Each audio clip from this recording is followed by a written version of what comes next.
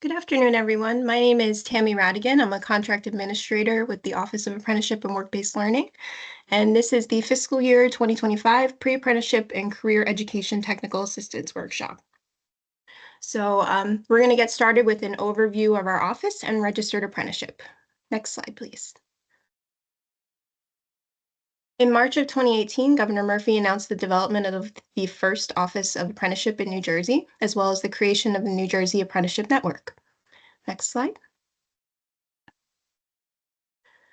The overall mission in creating our office is to build the New Jersey Apprenticeship Network, which is accomplished by the Office of Apprenticeship working closely with USDOL and serving as a one-stop shop for employers, nonprofits, secondary and post-secondary institutions interested in developing apprenticeship opportunities, support new and expanding upon existing pre-apprenticeship and USDOL registered apprenticeships in New Jersey, establishing pre-apprenticeship and apprenticeship programs in non-traditional high-growth occupations or sectors, better aligning secondary, post-secondary, and adult education and occupational training to meet labor demands unique to New Jersey and develop career pathways that lead to economically sustainable wages, helping apprentices earn college credits, access robust career counseling, and increase diversity and inclusion in apprenticeship programs, and lastly, removing economic barriers to training and upskilling through targeted investments.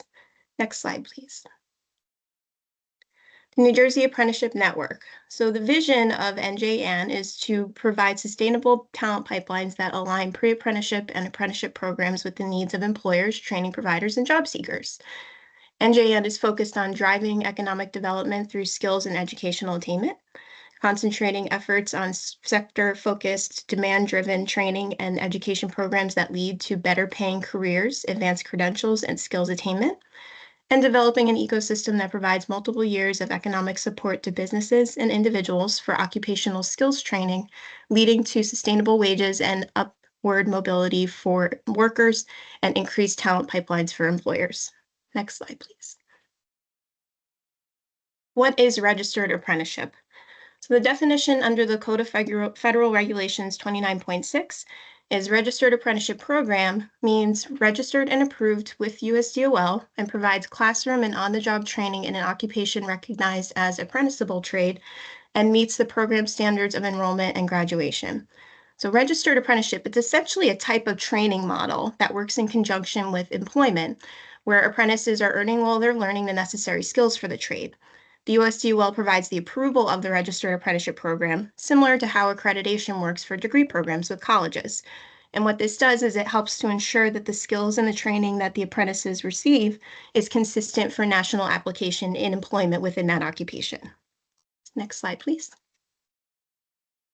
So registered apprenticeship programs consist of 5 main components. The first, you have the industry or employer involvement. So when you're developing a program, input from employers and industry leaders is used to help guide the training outline for that occupation. As a result, the program structure is then uniform with any organization who adopts the outline for development of their own registered apprenticeship program. Number 2, you have the related technical instruction. So just like most training programs, registered apprenticeships consist of classroom learning to teach fundamentals and advanced skills for that occupation. Number 3, you have the sponsor or the employer component for the on-the-job learning as part of the program. So the on-the-job learning, that's the employment aspect of registered apprenticeship programs, and it's utilized to reinforce the classroom learning by presenting real-world scenarios for the apprentices to apply their skills that they've learned in the classroom. Number 4, of course, you have the apprentices that are part of the program. And then 5th and finally, you have the progressive wage structure for skills gains. So this is a component that USDOL helps sponsors to determine when they're approving their program, and it incentivizes apprentices to develop their skills while also fostering that employer-employee relationship. Next slide, please. Here's a quick overview of the accomplishments of registered apprenticeship in New Jersey. So current figures. Currently, there are 9,304 active apprentices in the state from 6,783. There are 1,435 total registered apprenticeships in the state. That's from 6/11. Since Governor Murphy took office in January of 2018, New Jersey has registered 824 new programs. That's 135% statewide increase. There have been 22,262 new apprentices hired, 11,111 new industry recognized certificates of completion issued. According to the data from the last quarter of 2017, the net apprentices increased by approximately 2,521 from 6,783 apprentices, which is a statewide moving average that includes entrances and exits. And this growth trend accounts for a 37% net increase statewide for active apprentices. So that was an overview of our office and registered apprenticeship. Next, we're going to be discussing pre-apprenticeship programs and specifically the aspects of the PACE grant. Next slide, please. Pre-apprenticeships and career education, PACE. The mission of PACE is to better align secondary, post-secondary, adult education, and occupational training to meet labor demands unique to New Jersey. It's to create a pipeline of qualified individuals and enable them to transition into sustainable career pathways. It's to present opportunities to underrepresented or disadvantaged populations and remove economic barriers to training. It's to drive economic development through skills and educational attainment. And it's to promote the value of pre-apprenticeship and registered apprenticeship programs. Next slide, please. Quality pre-apprenticeship elements. So first, let's start by providing clarity to what a pre-apprenticeship program is. So pre-apprenticeships are preparatory training programs that occur prior to a participant starting a registered apprenticeship program. The key to remember here is a pre-apprenticeship program prepares individuals for success in a registered apprenticeship program. And this can be accomplished by providing foundational occupational training, job exposure, workforce readiness training, and basically anything that will prepare the individuals for successful entry into a registered apprenticeship position. Pre-apprenticeships can also include prerequisites for starting the pre-apprenticeship or registered apprenticeship program, such as a licensing requirement that may be necessary for the apprentice to enter a job site. The United States Department of Labor released an employment and training advisory called 102323 to define what exactly makes a quality pre-apprenticeship program. And it includes the following. So first of all are the partnerships with registered apprenticeship sponsors. So partnering with registered apprenticeship sponsors ensures that the pre-apprenticeship training aligns with the needs of the sponsor and anticipated registered apprenticeship occupational training that ultimately the apprentice will be a part of. With those partners, you would develop an approved training and curriculum and determine entry and/or matriculation agreements for placement of the pre-apprenticeship program completers. This element cannot be understated, as the goal of the PACE program and the contractual obligation, if you are awarded, is to place your program completers with a registered apprenticeship sponsor. So it's important that you have those discussions with your partners upfront to ensure their willingness to collaborate with you on this grant. Also, as a requirement of this grant, applicants must have an established connection to at least one registered apprenticeship program or sponsor willing to hire program completers prior to submitting your application. A sample commitment letter form can be found within this presentation, and after the workshop, we'll also be sending a resource document that can be used when talking to potential partners to better understand the roles and expectations for partnering in the grant. Number two, you have the strategies for long-term success, i.e. the sustainability through partnerships. So successful programs will work collaboratively with partners to promote registered apprenticeship as the preferred program for creating a skilled workforce and developing career pathways. Number three is access to appropriate support services or a one-stop connection. So an important element for success of the participants in a pre-apprenticeship program is reducing barriers to attendance by providing support services such as those available through the one-stop career centers or provided through grant funding. This helps to encourage participation and therefore leads to successful programming. Number four is to promote greater use of registered apprenticeship. So not only from an employer standpoint, where registered apprenticeships is framed as a viable method for training and maintaining a workforce, but also from a participant standpoint by presenting an alternative career or education option, especially to those from underrepresented or underserved populations who may not have that type of exposure. And number five, you have meaningful hands-on training that does not displace paid employees. So quality pre-apprenticeships will also include hands-on training. This ensures that participants gain exposure to real-life application of the skills that they're learning and provides training similar to that of a registered apprenticeship program, therefore preparing them further for those types of programs. At the bottom of this slide, you'll see that we have a link to USDOL's 102323 document that provides more details if you do need that. Next slide, please. Pre-apprenticeship programs that target high growth, high vacancy, or emerging industries are highly encouraged to apply. This is including but not limited to advanced manufacturing, biopharma/life sciences, energy, utility, and infrastructure, retail, hospitality, and tourism, financial services/insurance, transportation, logistics, and distribution, information technology/cybersecurity, renewable energy/green economy, healthcare, STEM, construction and building trades, including lead abatement, public service, educational services, early childhood education. So we encourage applications in these industry sectors, but if your industry falls outside of one of those listed, it doesn't preclude you from funding. You can still apply. Organizations awarded in fiscal year 2025 round 1 PACE contracts are not eligible to apply for this second round of PACE funding. Round 2 applications are open to those not funded in FY25 round 1, as well as any new applicants. Next slide, please. PACE aims to strengthen access to registered apprenticeship programs for individuals by recruiting from targeted populations and providing appropriate services to enable participation. So target populations, greater weight will be given to those proposals able to recruit from the following populations.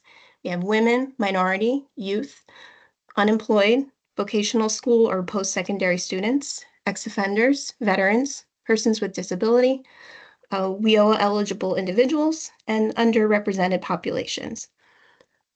Also, as mentioned before, an element of a quality pre-apprenticeship program is to offer support to participants to reduce barriers. So when you're developing your budget proposal, you can include a request for funding for supportive services. So we have some examples of those types of services. They would include childcare, transportation, obtaining a driver's license, expungement programs, communicating criminal backgrounds to employers, housing services, addressing substance abuse, obtaining high school equivalency diploma or GED, mentoring, guidance counseling, or financial literacy. Next slide, please. Program structure ideas. So to aid you with developing your proposals, we put together a suggested outline of a successful program of how it might be structured that allows you for enough time to meet the anticipated goals of the contractual obligations. So the contract will be for 18 months and are anticipated to be from June 15th of 2025 through December 14th of 2026. So with that, it's suggested within months 1 to 3 that recruitment and organization occur, where you're focusing on organizing your program and beginning recruitment or screening.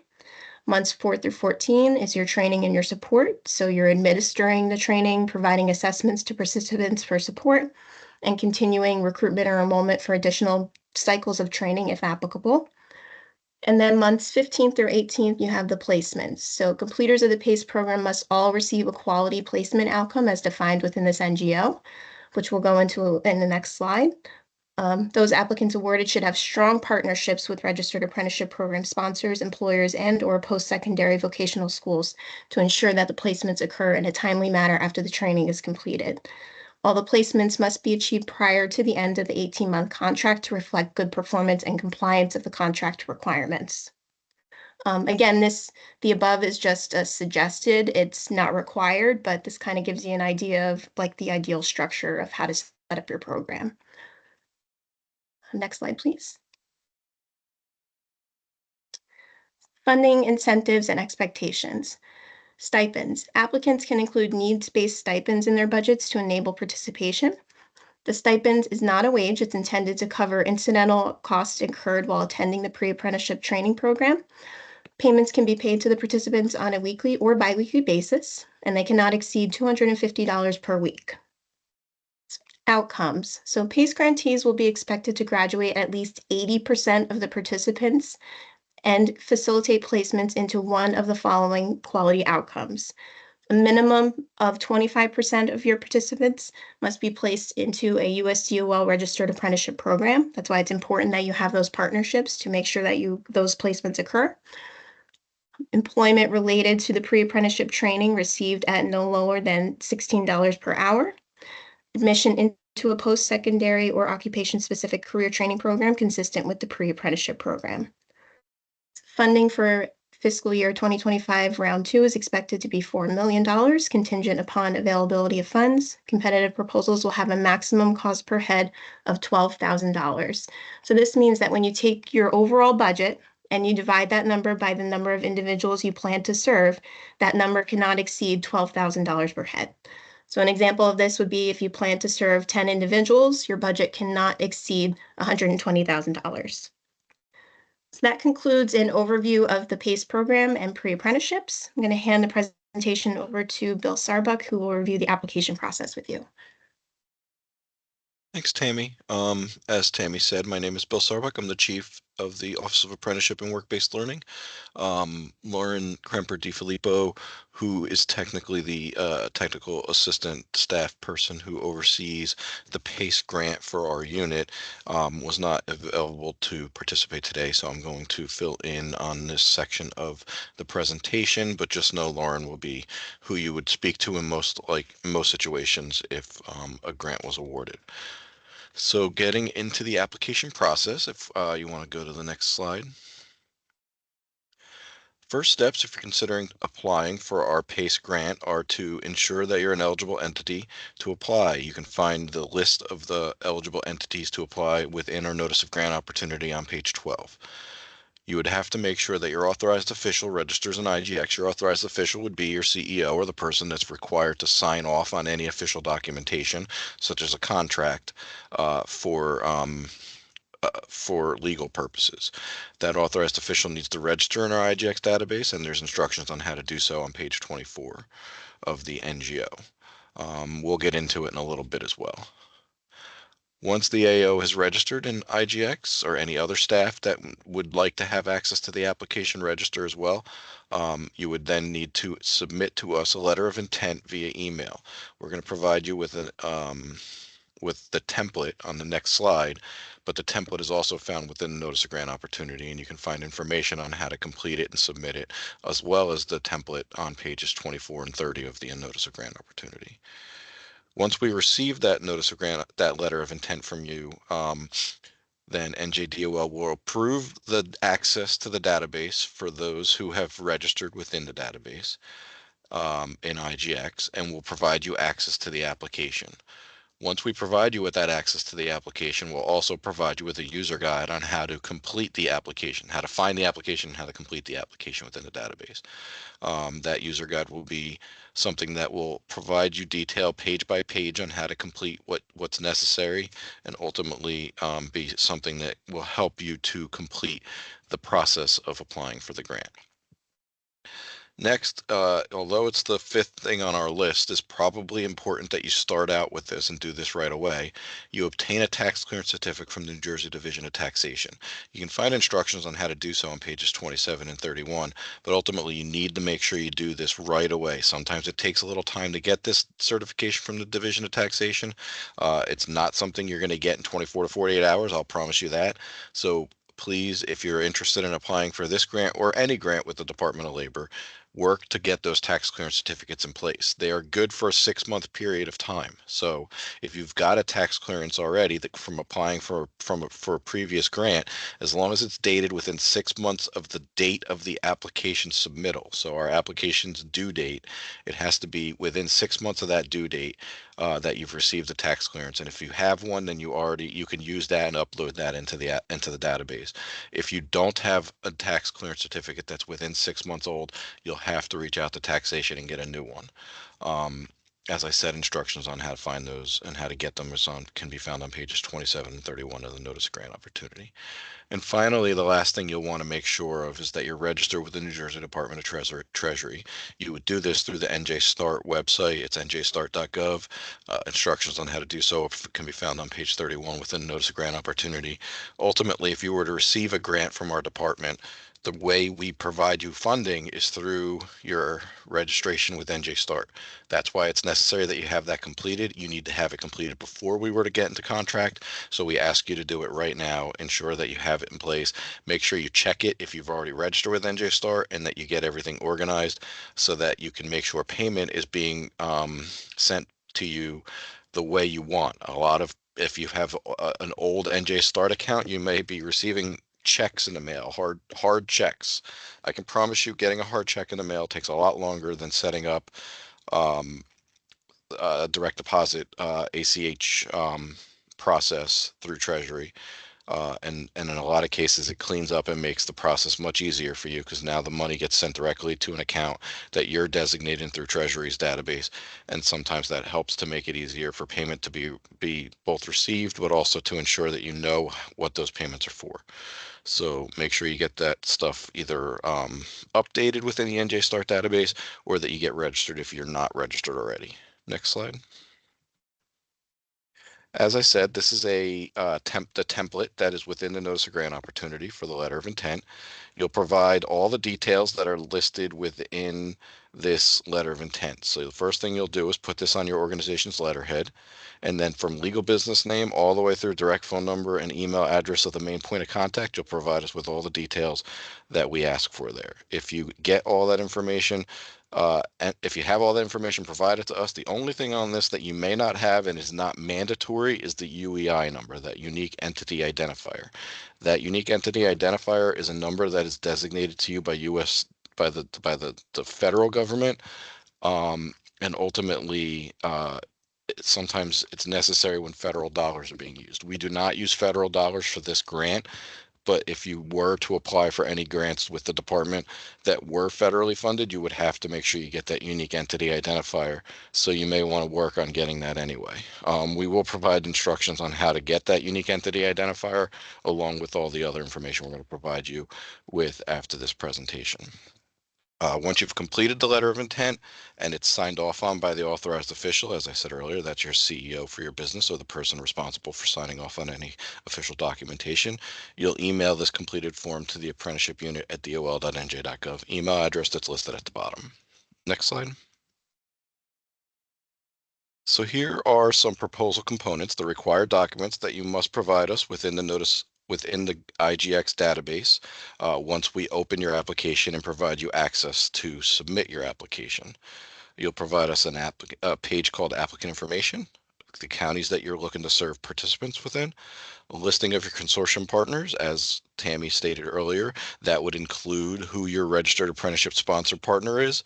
You would have to have at least one registered apprenticeship sponsor with all of your as a partner with all of your applications. So anybody who's applying, if you do not provide a partnership letter with a registered apprenticeship sponsor at the time of application, just know you will not be considered for funding for this grant. It is required at the time of application. Previous funding is going to be a page that you'll complete if you've received any funding from the Department of Labor in the recent future, or recent past, I mean.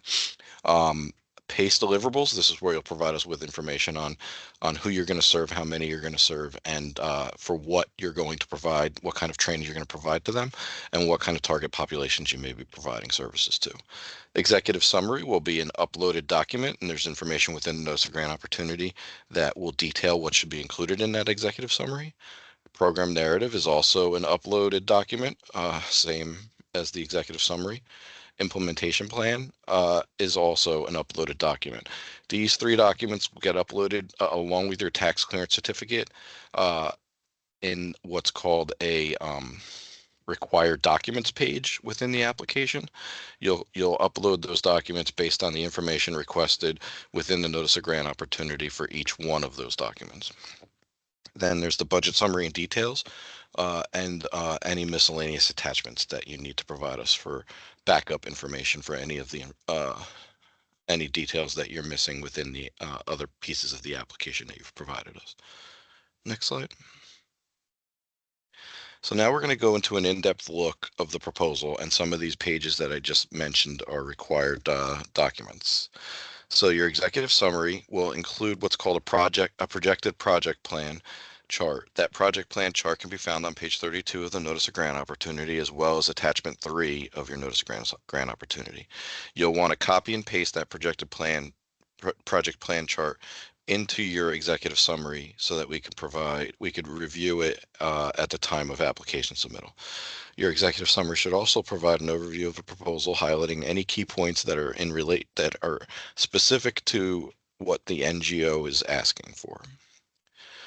The next piece that we're going to get in depth with is your program narrative, and that should detail objectives, plan structure, and anticipated quality outcomes.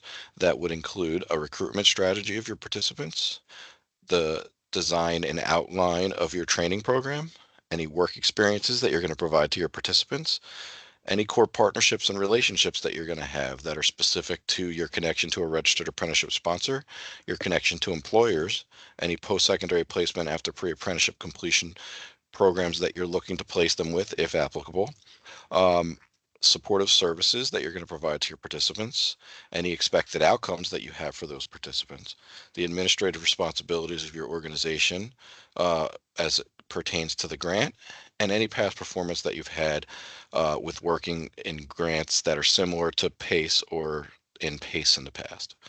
All of this information will be provided, and some of this information, it would be best if you provided some supporting documentation for it. So when we say connection to registered apprenticeship and connection to employers, whenever you can get letters of support or commitment letters from those employers and those registered apprenticeship sponsors to show that they're willing to accept participants upon completion of the pre-apprenticeship program, it's going to strengthen your application and make your application much more believable and understandable to the reader. So it's important to take that all into consideration.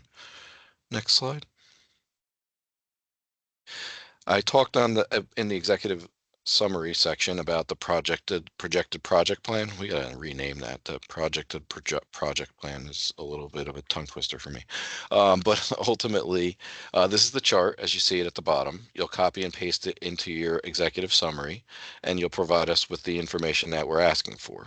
So the chart requires you to provide us the participants to be enrolled in each of the quarters. So you'll provide us the total number of participants enrolled, both new and previously enrolled. So in quarter one, if you have 10, then in quarter two, if you're going to add 10, then you'd write 20, and then so on and so forth. That way we can see how many participants you intend to enroll across all 6 quarters of the grant. Expenditures, please provide the estimated expenditure of PACE grant funds for each quarter of the grant in each of the following categories. This is the way you're budgeting out the funds, but ultimately it provides us with an understanding of how you anticipate spending down the funds and when you anticipate it being spent down. Personnel would be any salaries and fringe benefits that you're providing to your staff or yourselves. Non-personnel would include things like marketing materials and office supplies, as along with many other things.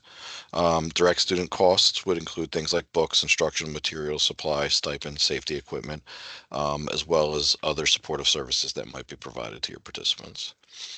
Next slide. Next, we'll look at the implementation plan. Your implementation plan should describe how the training plan will be implemented.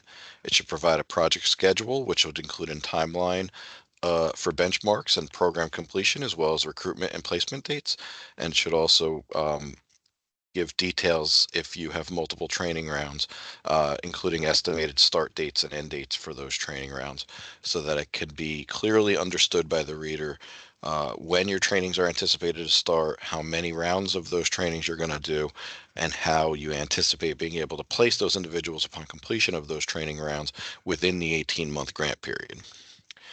Next, you would want to concentrate on your retention support strategy and your alternative placements. That would be including placing individuals into employment at $16 an hour or any of your participants who might be going into post-secondary education or additional training. You would want to provide an outcome timeline. This would describe anticipated outcomes and timeframes for your placements. So as we said, 25% of your participants have to be placed into registered apprenticeships. You'll provide that information. And then if you were interested in placing any of your individuals in something other than registered apprenticeship, you'd want to provide those timeframes for those placements as well. And lastly is your program sustainability plan. Your program sustainability plan would be a strategy for your program continuance absent of grant funding. What we're looking for here is the ability for you to continue this program once our funding is no longer available to you. We want to make sure that we're not just funding this program for a period of time, 18 months, and that ultimately you're capable of sustaining the program without the funds that are provided through the department. And that's what your sustainability plan should provide us with. Next slide. So the evaluation criteria of your applications. All applications are considered new applications and will be evaluated based on quality, comprehensiveness, completeness, accuracy, and appropriateness to the notice of grant opportunity. This is a competitive process, and therefore applications are reviewed by a selection committee using a pre-established set of requirements. All those who are awarded applicants will have administrative responsibilities, including but not limited to archiving records, completing monthly reports, and attending required meetings. Next slide. So now I'm going to get into how to register in the IGX database if you've not registered already. If you're already registered in IGX and you've used IGX before, you do not need to do this again. But if you or the authorized official have not been registered already, this has to be accomplished before you submit your letter of intent so that we can go in and approve your registrations to give you access. When we approve your letters of intent, we'll also then give you access to the applications. So first things first, you'll log on to https://njdol.intelligrants.com, and you will click the new user link under the login tab to begin the registration process. When you do that, this box to the right will pull up this new user registration form.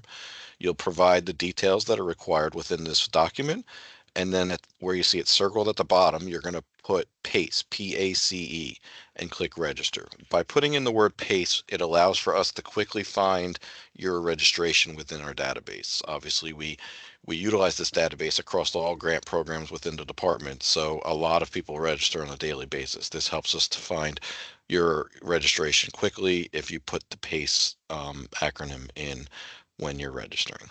Once you click register, that will submit your registration to us for review and approval. It will not give you access to the application.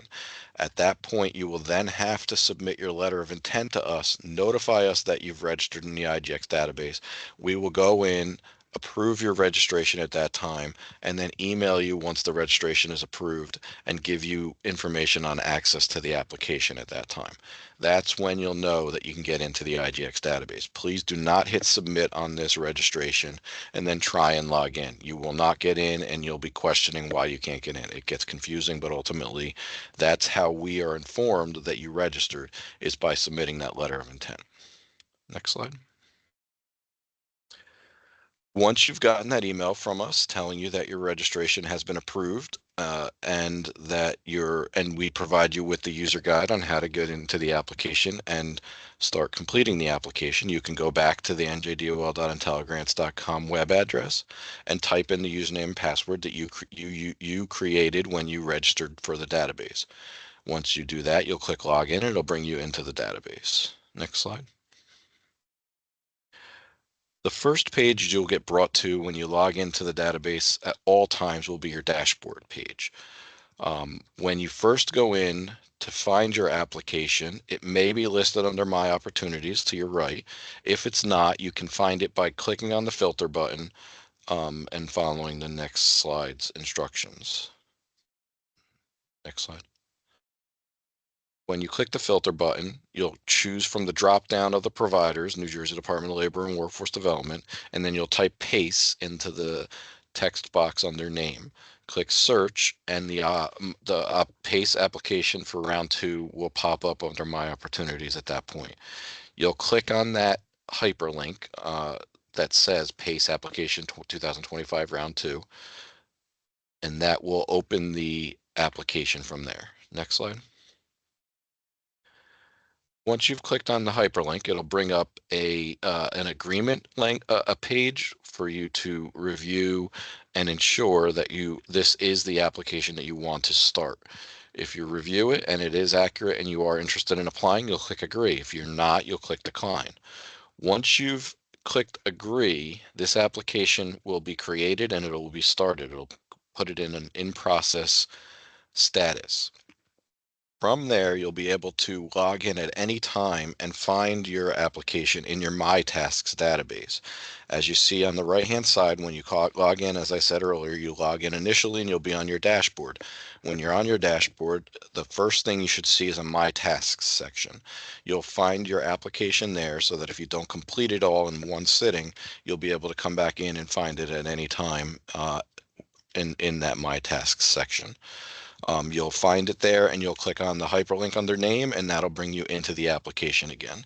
Um, if you were in the application and you accidentally click the home button, as you see circled on the right hand side, it just brings you back to your dashboard. You can get right back into your application by clicking on the hyperlink underneath name.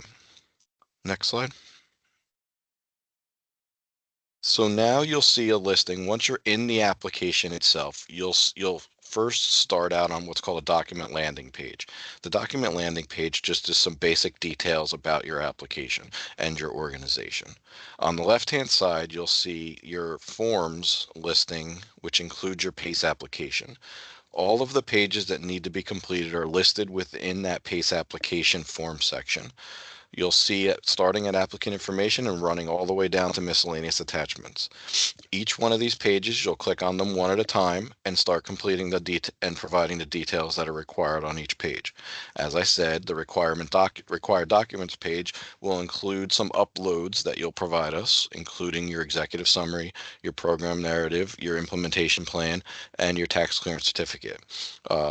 At the end of completing any of these pages, you must make sure you're clicking on the save button when you've done any information on a page. The save button is what's going to ensure that the data is saved there, and then you can move on to the next page. You can do these pages in any order. There is no requirement of them being completed in order. But once you've completed a page and you save the page, you'll notice those empty boxes next to the words for the form will have a check mark in them. The check mark will just tell you that you've gone to this page and you've entered information. If there's an error on a page, therefore missing information, you'll see an exclamation point in that checkbox.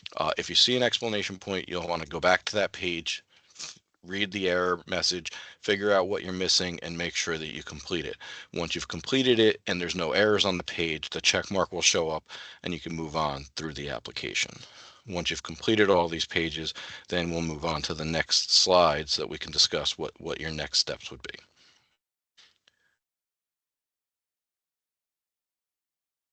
Next slide, sorry. So once all the pages are completed, your next step would be to submit your application. The first thing you want to do before you submit your application is to do what's called a document validation. You can go down, scroll down under where your forms were listed in the blue section on the left-hand side of your screen and find the Tools section.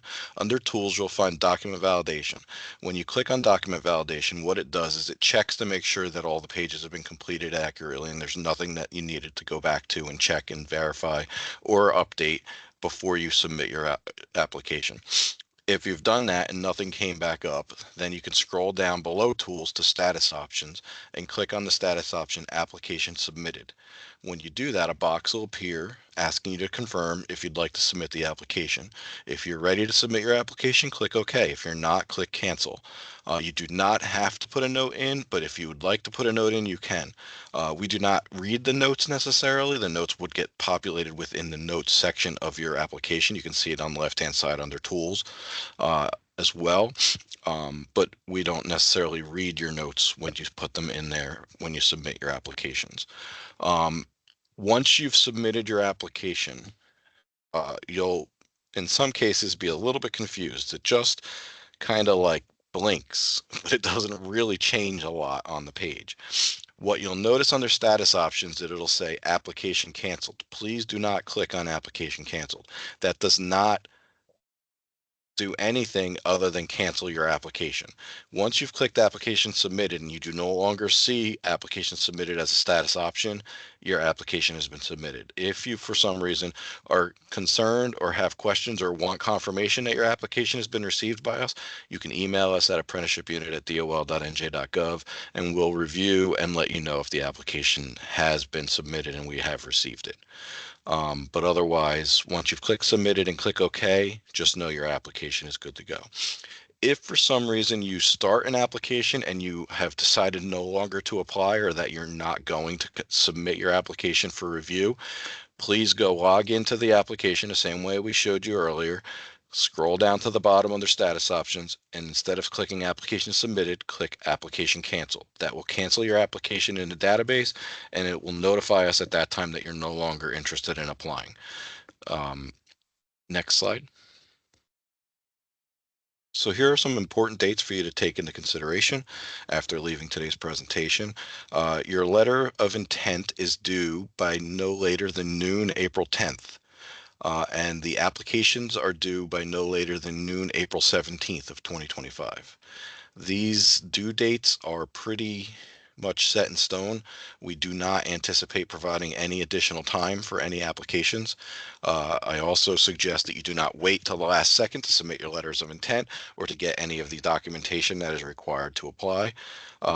Main reason being technology is our friend until it's not. So if for some reason you run into an issue and it's database related, you want to make sure you run into that issue early enough to where you can still get your application submitted in time.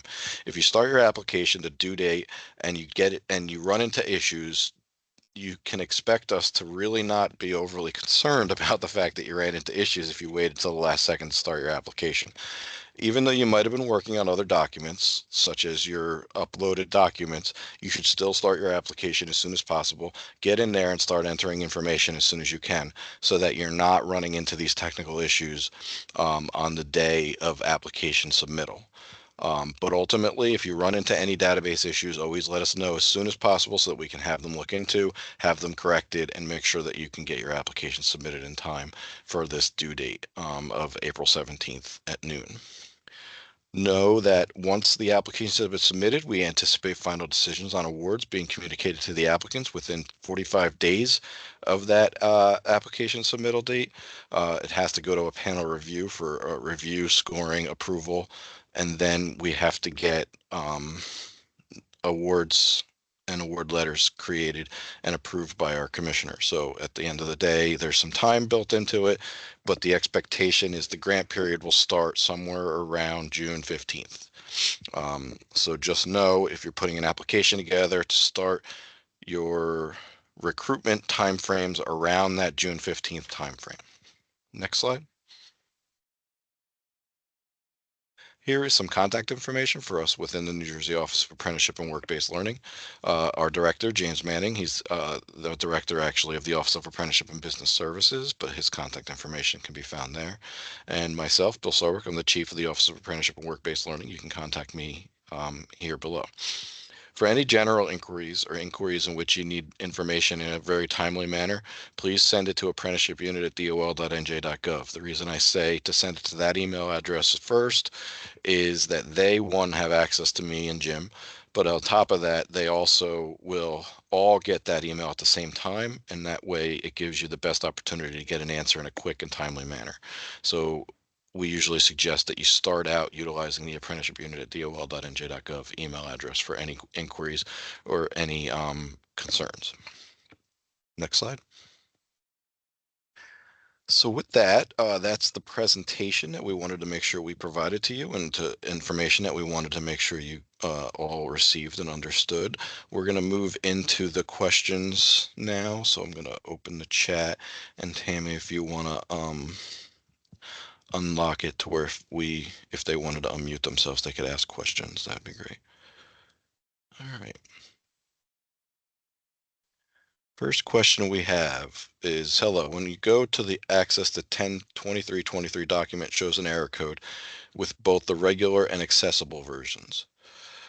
Can you please share the document? So I'm not sure if you're saying that you're actually just Googling it and looking it up. I Googled it and looked it up myself. All I did was go into Google and type in 1023-23. It pulled up a link. I opened the link and it pulls up the document. If you were trying to click on the link on the page in front of you on the screen that we provided, it's not interactive.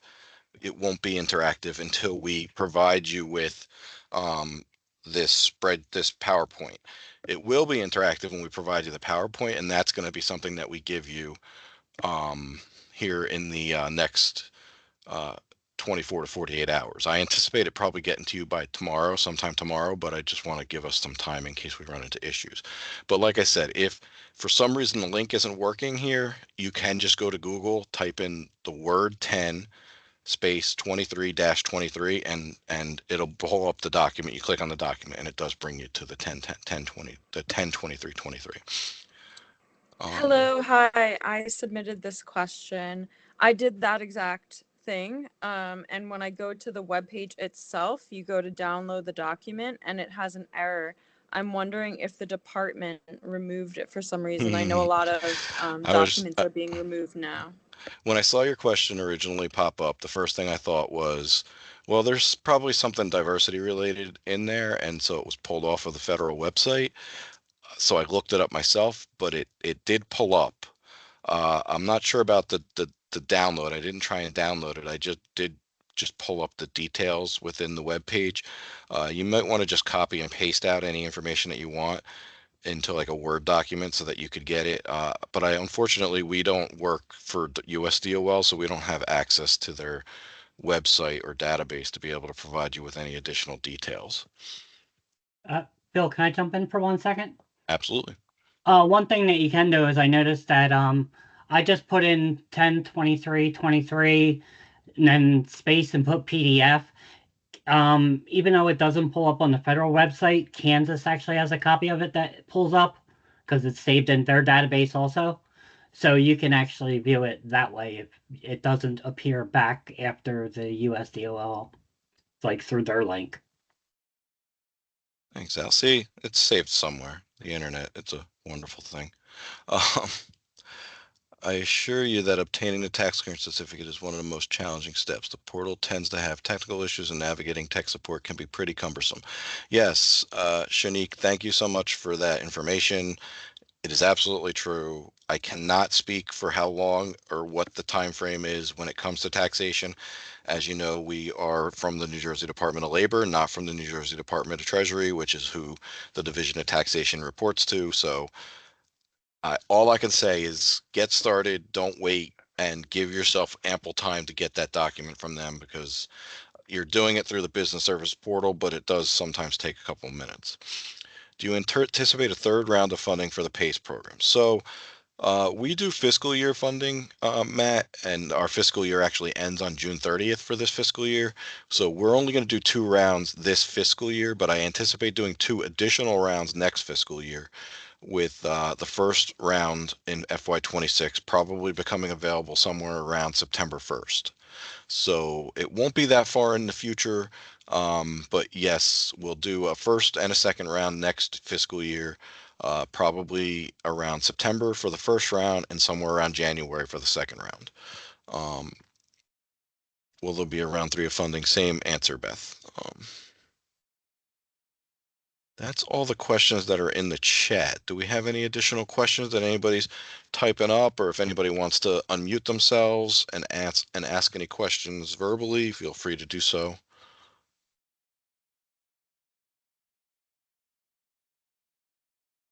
What if we can't get 25% and enter an apprenticeship program?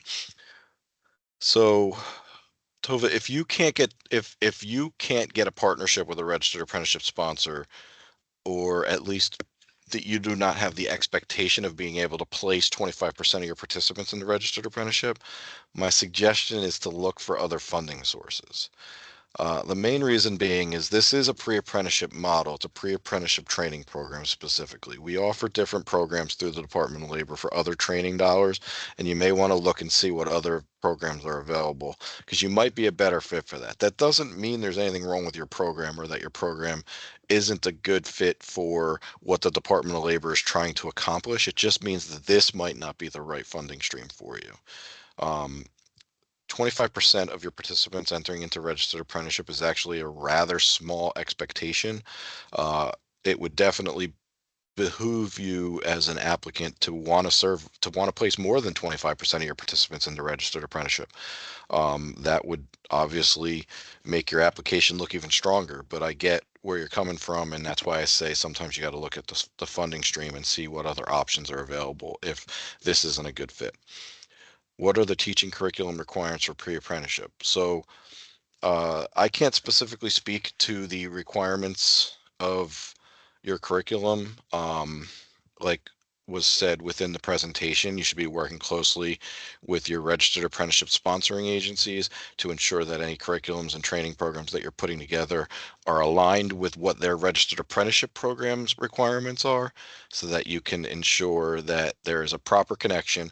You could also reach out to USDOL, talk to them about your programs, and possibly get your programs approved as registered apprenticeship programs.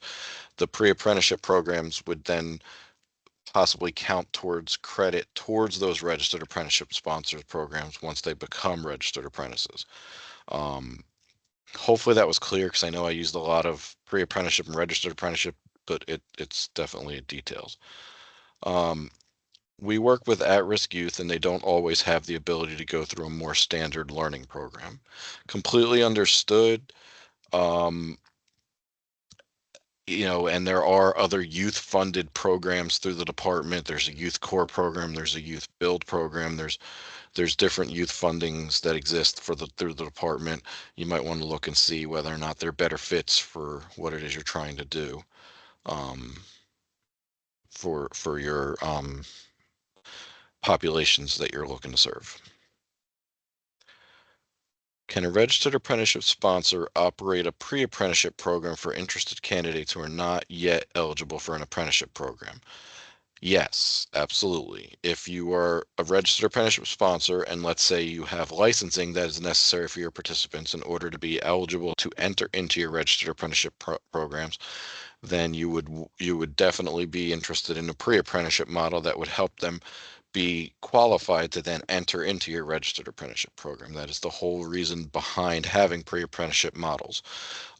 As you say here, such as helping individuals complete bachelor's for apprenticeship programs that requires a bachelor's degree.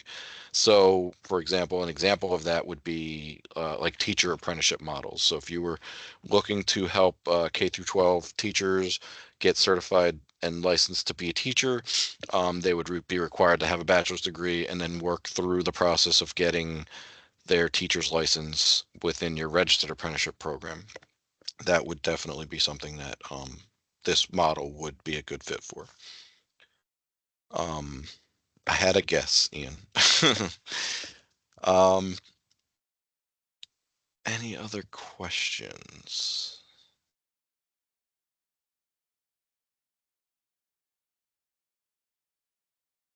Anybody who doesn't like typing or is too tired to type, because I know I get there at the end of the day, and wants to unmute themselves and ask their questions verbally, please feel free to do so, or raise your hand and we can unmute you as well.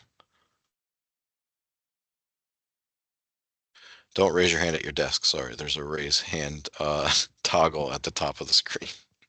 Hey, quick question. Do you guys have the email for the tax clearance certificate? Because I just went there and it said that the email is not, like, it doesn't work or something. So in the notice of grant opportunity, there's a whole section on tax clearance. There is an email address there. It's a generic email address that goes to like an email mailbox. I can't promise you how quickly they get back to you on it. I know we refer people to it. I'll have one of my staff quickly throw that in the chat so that you can get that email address in case it's not the one that you have already, Curtis. But we'll throw it in the chat here in a few seconds. All right. Thank you very much. Thank you, Tammy. It's there right now.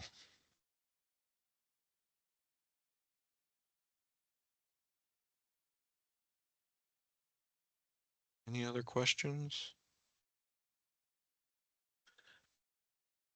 I know it's a lot of information. Don't let it overwhelm you. Like I said, we provide you with all of what we went over today, as well as a user guide for how to complete the application once we give you access. And most importantly, you always have the notice of grant opportunity to fall back on, to look at and really gauge exactly what it is that we're requiring you to provide us. Make sure you're paying attention to all the details. You're making sure that you fulfill all of those pieces of information that are required and requested of you, and that you pay attention to those due dates and submit everything timely. Please don't wait till the last second to start any of this, and always, always, always make sure that before you're done, that you double and triple check your application to make sure that any edits that you wanted to make are done, and that you are within the guidelines of the grant. By that, I mean you are within the $12,000 allowance per participant, that you have submitted your certificate of your tax clearance certificate, um, and that you have not forgotten to provide us, or that you've provided us the most updated, uploaded documents that you want us to see. Because upon submittal of your application, if you want to make changes after the fact, they are not allowed. So ensure that you get all that stuff submitted to us, and always make sure that you're providing us with your commitment letters within your applications.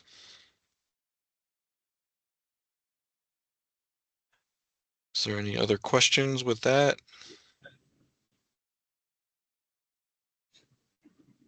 Do we have a question?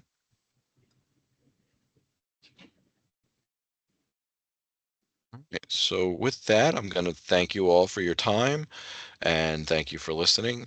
Please, do you mean modifications are not allowed at all? So once you've submitted your application, if it's prior to, sorry, I'm gonna mute somebody. Once you've submitted your application, if it's prior to the due date and time of the application and you wanted to make modifications, we would send it back to you and allow you to make those modifications, but with the understanding that you'd still have to get it submitted by the time frame of the application. After you've submitted your application, you are not allowed to modify your application. If for some reason in panel there was a discussion and we require you to modify something within your application in order to be considered for funding, then yes, we would go through modifications at that time. But as far as once you submit your application, if you wanted to modify something that and change something that you were saying you were going to do, that is not allowed. That's why we have deadlines. The deadline, I can't allow you to do something that I don't allow everybody else to do. Any other questions?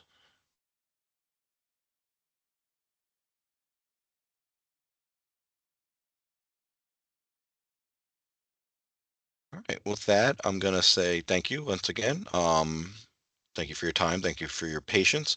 Like I said, we'll get everything out to you as quickly as we can. I would anticipate by, midday tomorrow, probably you'll get everything. If you have any questions, email us at the apprenticeship unit at dol.nj.gov. I will tell you that I'm not able to be as forthcoming with information in those sessions because I'm not providing that information to everybody, but you can feel free to ask questions and we'll provide you with as much detail as we can. We always are trying to be cognizant of the fact that this is a competitive process and we want to make sure that it's fair to all parties who are applying equally. So thank you all for your time, and I hope everybody has a good day, and we look forward to seeing your applications and working more closely with those of you who are recipients of this grant. Have a good day, everybody.